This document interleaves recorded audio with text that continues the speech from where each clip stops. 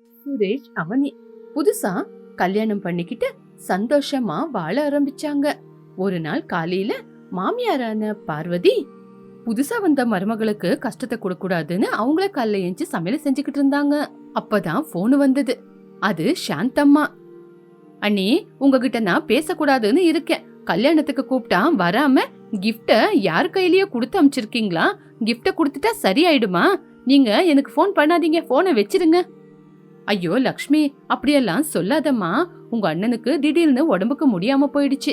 அதனாலதான் நாங்க உங்க அண்ணனை ஹாஸ்பிட்டல்ல சேர்த்திருந்தோம். இப்போ ஹாஸ்பிட்டல்ல இருந்து வந்துட்டோம். ஐயோ, இப்ப அண்ணனுக்கு எப்படி இருக்கு? இப்ப நாங்க உனக்கு சொல்லாம சர்ப்ரைஸ் கொடுக்கலான்னு தான் நினைச்சோம். ஆனா நாங்க இப்ப வந்து பஸ் ஸ்டாண்ட்ல இருக்கோம். உங்க அண்ணனுக்கு இங்க இருந்து நடக்க முடியலன்னு சொல்றாரு. அதனாலதான் யோசிச்சு உனக்கு போன் பண்ணோம். வீட்ல கொஞ்சம் பையன் இருக்கால, இங்க வரைக்கும் அனுப்ப முடியுமா? சரி சரி, இதோ இப்ப அனுப்புறேன் நீ அப்படின்னு பார்வதி போனை வச்சுட்டு கத்த ஆரம்பிச்சாங்க. சுரேஷ், சுரேஷ், கொஞ்சம் சீக்கிரமா வா, அத்தவங்க வந்திருக்காங்க அப்படின்னு சொன்ன உடனே சுரேஷ் அவசரமா அங்க வந்தா. என்னம்மா, யார் வந்திருக்கா? சின்ன அத்தை சின்ன மாமாவா இல்ல பெரிய அத்தை பெரிய மாமாவா? ஐயோ, உனக்கு பொண்ணு கொடுத்த அத்தை மாமா இல்லடா, உன்னோட தாய் மாமா அத்தையும் வந்திருக்காங்க. பஸ் ஸ்டாண்ட்ல இருக்காங்களாம். ஆட்டோ எதுவுமே இல்லையா? பாரு, ஏதாவது வண்டி கிடைச்சா அவங்கள பார்த்து கூட்டிட்டு வந்துரு. சுரேஷ் சரின்னு கிளம்பி போய் அவனோட தாய் மாமா அத்தைய கூட்டிட்டு வந்தான். எல்லாரும் சந்தோஷமா பேசிக்கிட்டு இருக்கும்போது சாந்தம்மா நடுவுல அன்பா இப்படி கேட்டாங்க. எங்கப்பா என்னோட பொண்ணு எங்க இருக்கா? இதோ உள்ள இருக்கா அத்தை, கூட்டிட்டு வரேன் அப்படின்னு சொல்லிக்கிட்டு இருக்கும்போதே பார்வதிக்கு இன்னொரு போன் வந்தது. சொந்தக்காரங்களான ரங்கையா ராஜம்மா கூட கல்யாணத்துக்கு வர முடியலன்னு பொண்ணு மாப்பிளையும் பேச வைக்கணும்னு பஸ் ஸ்டாண்டுக்கு வந்திருந்தாங்க. சுரேஷ் மறுபடியும் பஸ் ஸ்டாண்டுக்கு போய் அவங்களையும் கூட்டிட்டு வந்தான். எல்லாரையும் கும்பலா வீட்டுல பார்த்த உடனே பார்வதி பயந்துட்டாங்க. ஐயோ, என்ன பண்றது? எல்லாரும் ஒரே தடவை வந்துட்டாங்க. சுரேஷ், நீ போய் அவனைய எழுப்புப்பா. சுரேஷ் போய் அவனைய எழுப்ப போனா. என்னங்க இவ்வளோ காலையில எழுப்புறீங்க? எனக்கு தூக்கம் வருது, தலை வேற ரொம்ப வலிக்குது. ஐயோ அவனி, வீட்டுக்கு சொந்தக்காரங்க எல்லாம் வந்திருக்காங்க, என்ன கேக்குறாங்க? நீ சீக்கிரமா முகம் கழுவிட்டு வா, எல்லாரும் ஹால்ல உக்காந்துருக்காங்க. நீயும் சரின்னு சொல்லி கடகடன்னு எந்திரிச்சு போய் குளிச்சு முடிச்சு ஃப்ரெஷ்ஷா வந்து நின்னா. அவளை பார்த்த உடனே சொந்தக்காரங்க ஆச்சரியப்பட்டாங்க. அடடே, என் பொண்ணு பாக்க அழகா லட்சணமா இருக்கா, சுரேஷுக்கு ஏத்த ஜோடிதான் அப்படின்னு அவங்க எல்லாம் புகழ்ந்துகிட்டு இருக்கும் போது பார்வதம்மா அதை பார்த்து ரொம்ப பெருமைப்பட்டாங்க. அவனி அவளோட மனசுல, இவங்க என்ன பார்த்து பொண்ணுன்னு நினைக்கிறாங்கன்னா இவங்க எனக்கு சித்தி சித்தப்பா இருக்கணும். அவங்க கிட்ட பேச்சு கொடுக்க ஆரம்பிச்சா. சித்தி, சித்தப்பா, நீங்க டிஃபன் என்ன சாப்பிடுறீங்கன்னு சொல்லுங்க, நானே போய் என் கையால செஞ்சு கொண்டு வரேன். டே பரவாயில்லையே, என் பொண்ணு இப்பவே எங்களை உரிமையோட சித்தி சித்தப்பான்னு கூப்பிடுறாளே. இங்க பாருமா, எங்களுக்கு டிஃபன் எதுவுமே வேண்டாம். எனக்கும் உங்க சித்தப்பாவுக்கும் ராகி மால்ட்னா ரொம்ப பிடிக்கும். எங்களுக்கு அது மட்டும் செஞ்சு கொடுமா. அப்ப அங்க இருக்கிறவங்க கூட இப்படி சொன்னாங்க. எங்களுக்கும் டிஃபன் எல்லாம் பழக்கம் இல்லம்மா, எங்களுக்கும் ராகி மால்ட்டே செஞ்சு கொடுத்துரு அப்படின்னு சொன்ன உடனே அவனி சரின்னு சொல்லி கிச்சனுக்கு போனா. ஆனா அவளுக்கு சுத்தமா சமைக்க தெரியாது. அப்ப அவனி தனக்குள்ள தானே, ஐயோ, நான் ஏதோ யதார்த்தமா அவங்க கிட்ட கேட்டேன், ஆனா எனக்கு சமைக்கவே தெரியாதே. அந்த ராகி மால்ட் எப்படி பண்றதுன்னு எனக்கு தெரியாதே. அத்தை சமையல் அறைக்குள்ள வந்தா நல்லா இருக்கும் அப்படின்னு அவனி யோசிச்சுக்கிட்டு இருக்கும் போதே பார்வத்தம்மா வந்தாங்க. இருந்தாலும் பார்வத்தம்மா ஏதோ சொல்றதுக்காக வந்தாங்க. அவனி, உங்க அம்மா எனக்கு முதல்லயே சொல்லிருக்காங்க, என் பொண்ணு ரொம்ப நல்லா சமைக்குவான்னு. அதனாலதான் உன்னை பத்தி அவங்க கிட்ட ரொம்ப பெருமையா பேசியிருக்கேன். அது மட்டும் இல்ல, இப்ப அவங்களுக்கு அவங்க என்ன கேட்டாங்களோ அதை செஞ்சு கொடுத்துரு. மத்தியானத்துக்கு சாப்பாடும் ஏற்பாடு பண்ணிரு. நான் இப்படி போயிட்டு அப்படி வந்துடுறேன், சரியா? மாமியாரோட வார்த்தைக்கு அவனி ஷாக் ஆயிட்டா. சமையல் அறை பக்கம் திரும்பி பார்வதி அவனிய பார்த்து மெதுவா இப்படி சொன்னாங்க. அவனி, நான் போய் அவங்க கிட்ட பேச்சு கொடுத்துக்கிட்டு இருக்கேன், நீ சமையல் செஞ்சிரு. ஏதாவது தேவை அப்படின்னா அத்தைன்னு கூப்பிடு, ஓடி வரேன். சரிங்க அத்தை, போங்க. மாமியார் வெளியே போன உடனே அவனி கவலையோட அவளோட ரூமுக்குள்ள போய் அவளோட ஸ்நேகிதிக்கு போன் பண்ணா. ஏ ரம்யா, எங்க வீட்டுக்கு சொந்தக்காரங்க எல்லாம் வந்திருக்காங்கடி. எங்க மாமியாரு எனக்கு ரொம்ப நல்லா சமைக்க தெரியும்னு வேற சொல்லிட்டாங்க. ஆனா எனக்கு சமையல் சுத்தமா வராதுன்னு உனக்கே தெரியும்ல. இப்ப என்ன பண்றதுன்னே தெரியல. எனக்கு சமையல் தெரியாதுன்னு உனக்கு நல்லா தெரியும் தானே. இப்ப நான் என்ன பண்றதுன்னு சொல்லுடி. ஐயோ, எனக்கு கூட மேகியை தவிர வேற எதுவுமே செய்ய தெரியாதேடி. சரி, ஒரு வேலை செய்யலாம். நான் எங்க அம்மாவை வேணா கூப்பிட்டா? எங்க அம்மா உனக்கு சமைக்கிறதுக்கு சொல்லி கொடுப்பாங்க. அவங்க குடுக்கற டிப்ஸ்ல நீயும் சமைக்குவேன். என்னடி சொல்ற, குடுக்கட்டா? அப்பா, நீ போய் போய் எங்க அம்மா கிட்ட போனை கொடுத்தேன்னு வச்சுக்கோ, அப்புறம் ராமாயணம் மகாபாரதம் தான். எப்ப பார்த்தாலும் சமைக்க கத்துக்கடி கத்துக்கடின்னு என்ன திட்டிக்கிட்டே இருப்பாங்க. இப்ப நீ போய் எங்க அம்மா கிட்ட கேட்டேன்னு வச்சுக்கோ, அதுக்கப்புறம் என்ன வாரி வாரி கொட்டுவாங்க. அவ்வளவுதான். சரிடி, அதான் யூடியூப்னு ஒண்ணு இருக்குல்ல, அத பார்த்து ஏதாவது சமைச்சு குடுக்கறேன், வேற என்ன பண்றது? இப்படி அவனே காலை கட் பண்ணிட்டு யூடியூப பார்த்து ராகி மால்ட் எப்படி செய்யறதுன்னு ராகி மால்ட் பண்ணி அவங்க எல்லாருக்கும் கிளாஸ்ல ஊத்தி கொடுத்தா. அவங்களும் சரி பொண்ணு கொடுத்தாலேன்னு குடிக்க ஆரம்பிச்சாங்க. குடிக்க ஆரம்பிச்சதுக்கு அப்புறம் அவங்க மூஞ்சே ஒரு மாதிரியே மாறி போச்சு. என்னாச்சு, நல்லா இல்லையா? ஏன் முகம் எல்லாம் வாடி போயிருக்கு? உண்மையிலே சொல்ல போனா ராகி மால்ட்ல அதிகமா உப்பு சக்கரை எல்லாம் போடக்கூடாது. ஏன்னா அது ஹெல்த்துக்கு நல்லது இல்லல. அதனாலதான் எல்லாமே குறைவா இருக்கட்டும்னு எல்லாமே குறைச்சலாதான் போட்டேன். நல்லா இல்லையா? ஏன் அப்படி பாக்குறீங்க? வந்த சொந்தக்காரங்க ஒருத்தர் மூஞ்ச ஒருத்தர் பாத்துக்கிட்டாங்க. ஏன் ஒருத்தர் மூஞ்ச ஒருத்தர் பாத்துக்கிறீங்க? நல்லா இல்லையா? இப்படிதான் இருக்கும், போ போ பழக்கமாயிடும். உடம்புக்கு நல்லதுன்னு இப்படி செஞ்சு கொடுத்தேன். பரவாயில்ல, குடிங்க. இல்ல பிடிக்கலன்னா சொல்லிடுங்க, உங்களுக்கு பிடிச்ச மாதிரியே நான் செஞ்சு கொடுக்கறேன். ஐயோ, எங்க பொண்ணு சொக்க தங்கமாச்சே, பாத்தீங்களா? இப்பவே எங்க உடம்புக்கு எது நல்லது எது கெட்டதுன்னு பார்த்து பார்த்து ஒன்னொன்னா செஞ்சு கொடுக்கறா.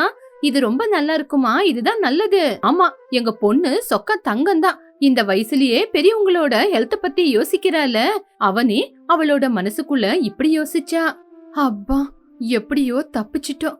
ஆனா மத்தியானத்துக்கு தான் என்ன சமைக்கிறதுன்னு தெரியலையே. இந்த பெரிய கண்டாந்தரத்துல இருந்து எப்படிதான் தப்பிக்க போறேனோ அப்படின்னு யோசிச்சுக்கிட்டே கிச்சனுக்கு வந்து அவனே காய்கறி எல்லாம் கட் பண்ணி ஒரு சைட்ல வச்சு சமைக்கலான்னு பாக்கும்போது பார்வதி கிச்சனுக்குள்ள வந்தாங்க. அவனே, என்னம்மா சமைக்க போற? ஏதாவது உதவி செய்யணுமா? அது வந்து அவனி எதுவுமே பேசாம மௌனமா நின்னா. பார்வதி திடீர்னு திரும்பி பார்த்தா காய்கறி ஒன்னொன்னு ஒரு மாதிரி இருந்தது. என்னம்மா, உனக்கு காய்கறி கட் பண்ண தெரியுமா இல்லையா? சமைக்க தெரியுமா இல்லையா? சொல்லு, காய்கறி என்ன இப்படி கட் பண்ணி வச்சிருக்க? வேற விதியே இல்லாம அவனே உண்மையெல்லாம் சொல்லிட்டா. அத்தை, எனக்கு சுத்தமா சமைக்க தெரியாது. எங்க அம்மா எதுக்காக உங்ககிட்ட போய் சொன்னாங்கன்னால எனக்கு தெரியாது. ஆனா எனக்கு சமைக்க வராது அத்தை. பரவாயில்லையே அப்படின்னு சொல்லி பார்வதி அம்மா மருமகளை பார்த்தாங்க.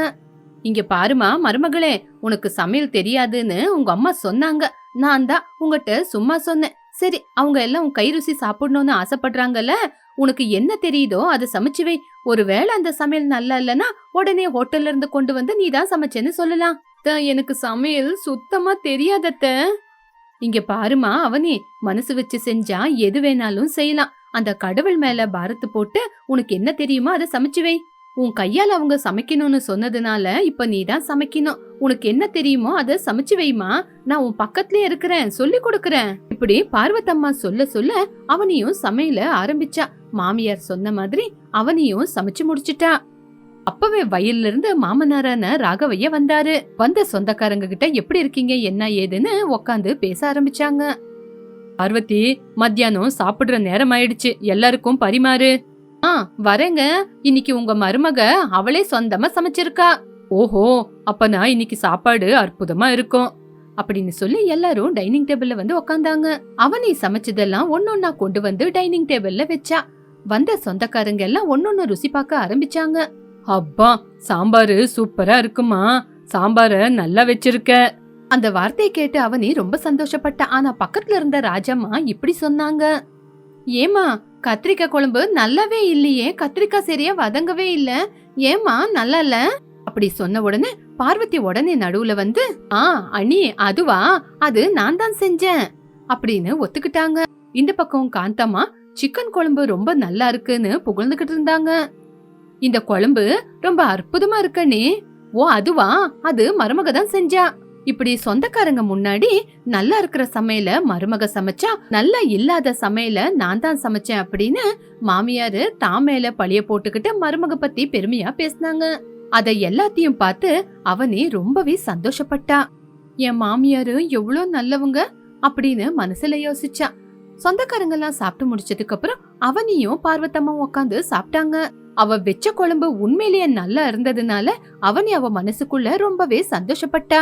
சாயங்கால நேரத்துல எல்லாருக்கும் பஜ்ஜி போண்டான்னு பார்வத்தம்மாவே போய் அவங்களே சமைச்சு முடிச்சாங்க. அதுக்கப்புறம் நைட்டுக்கு அவனி கையாலேயே சமைக்க வைக்கணும்னு சமையல் ஆரம்பிச்சாங்க. அவனி, மத்தியானம் கூட நீ தான் சமைச்சு ரொம்ப டயர்டா இருக்க. இப்ப எதுக்கு சமைக்கிறது? ஹோட்டல்ல இருந்து ஆர்டர் பண்ணட்டுமா? ஏன் அத்தை, நீங்க இருக்கும்போது எனக்கு எதுக்கு பயம்? நானே சொந்தமா சமைக்கிறேன், நீங்க எனக்கு சொல்லி கொடுங்க. அவனி சொன்ன உடனே மாமியார் பக்கத்துல இருந்து நைட்டுக்கு சாப்பாடு ஏற்பாடுகளையும் செஞ்சு முடிச்சாங்க. சமையல சாப்பிட்ட சொந்தக்காரங்க எல்லாம் ரொம்ப நல்லா இருக்கான்னு புகழ்ந்தாங்க. சமையல் எல்லாம் முடிஞ்சதுக்கு அப்புறம் எல்லாரும் போனதுக்கு அப்புறம் மாமியார் மருமக உட்காந்து பேசினாங்க. அத்த, நீங்க என் பக்கத்திலே இருந்ததுனால நல்லதா போச்சு. உங்க இடத்துல வேற யாராவது இருந்திருந்தா என்னென்ன பேச்சு சொல்லிருப்பாங்க அத்த. உங்கள மாதிரி எனக்கு ஒரு அத்தை கிடைச்சது நான் செஞ்ச அதிர்ஷ்டம். ஐயோ, இதுல என்னமா இருக்கு? நீ என் வீட்டு மருமக மட்டும் கிடையாதம்மா, என்னோட பொண்ணு. என் பொண்ணு தப்பு செஞ்சா நான் திட்டுவேனா? இங்க பாருமா அவனே, உனக்கு என்ன தெரியுமோ அத தெரியும்னு சொல்லு, தெரியாதத தெரியாதுன்னு சொல்லுமா. இங்க யாருமே உன்னை கஷ்டப்படுத்த மாட்டாங்கம்மா. அந்த வார்த்தையை கேட்ட உடனே அவனி ரொம்ப சந்தோஷப்பட்டா. நான் நல்ல குடும்பத்துக்கு தான் வாக்கப்பட்டிருக்கேன்னு ரொம்பவே பெருமையா நினைச்சா. அவனி அவளோட மாமியார்கிட்ட கொஞ்சம் கொஞ்சமா சமையல கத்துக்கிட்டு ரொம்ப நல்லா சமைக்க ஆரம்பிச்சா. சொந்தக்காரங்க வீட்டை விட்டு போகும்போது அவனி சமையல பத்தி ரொம்ப பெருமையா பேசினாங்க. அவனி, நீ எங்க எல்லாரையும் ரொம்ப நல்லா கவனிச்சிருக்கம்மா. இந்தாம்மா, இந்த காசை வச்சுக்கோ, ஒரு பட்டு புடவை ஏதாவது வாங்கிக்கோ. ஐயோ சித்தி, வேண்ட சித்தி, இதெல்லாம் எதுக்கு? இங்க பாருமா, நாங்க கொடுக்கும்போது வேண்டான்னு சொல்லக்கூடாது. உன்னோட சமையல் எல்லாமே எங்களுக்கு ரொம்ப பிடிச்சு போச்சு. இங்க பாருமா, எப்பவுமே நீ நல்லா இருப்ப அப்படின்னு அவளை பாராட்டி அங்கிருந்து கிளம்புனாங்க. அவங்க எல்லாரும் கிளம்புனதுக்கு அப்புறம் அவனி ரொம்ப சந்தோஷமா மாமியார்கிட்ட வந்து, அத்தை பாத்தீங்களா அத்தை, அத்தை பாத்தீங்களா அத்தை, அவங்க போகும்போது எனக்கு காசு கொடுத்தாங்க, நான் வேண்டான்னு சொன்னாலும் கேக்கல. நீங்க எனக்கு 1 மணி நேரத்திலேயே சமையல கத்து கொடுத்திருக்கீங்க. இது எல்லாமே உங்கனாலதான், உங்க புண்ணியம் அத்தை. என் புண்ணியம் இல்லம்மா, வீட்டுக்கு வந்த சொந்தக்காரங்களோட புண்ணியம். அவங்க வந்ததுனாலதான் என்னாலே உனக்கு சமையல் சொல்லி கொடுக்க முடிஞ்சது. உண்மையிலேயே அவங்களுக்கு தான் நம்ம இப்போ நன்றி சொல்லணும். அப்போ இனிமே நான் சமைக்க வேண்டிய அவசியம் இல்ல. என் மருமகளே அற்புதமா சமைக்க ஆரம்பிச்சிட்டா, என்ன சொல்றது அப்படின்னு சொன்ன உடனே அவனையும் சிரிக்க ஆரம்பிச்சா. கண்டிப்பா அத்தை, உங்களுக்காக கண்டிப்பா சமைச்சு கொடுக்கறேன்.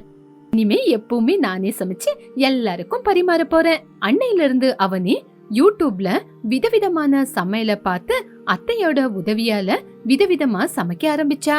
அந்த சமையல் மூலமா ஆரம்பிச்ச அவளோட பயணம் அந்த வீட்ல அவளை உயர்ந்த இடத்துக்கு கூட்டிட்டு போய் நிக்க வச்சது.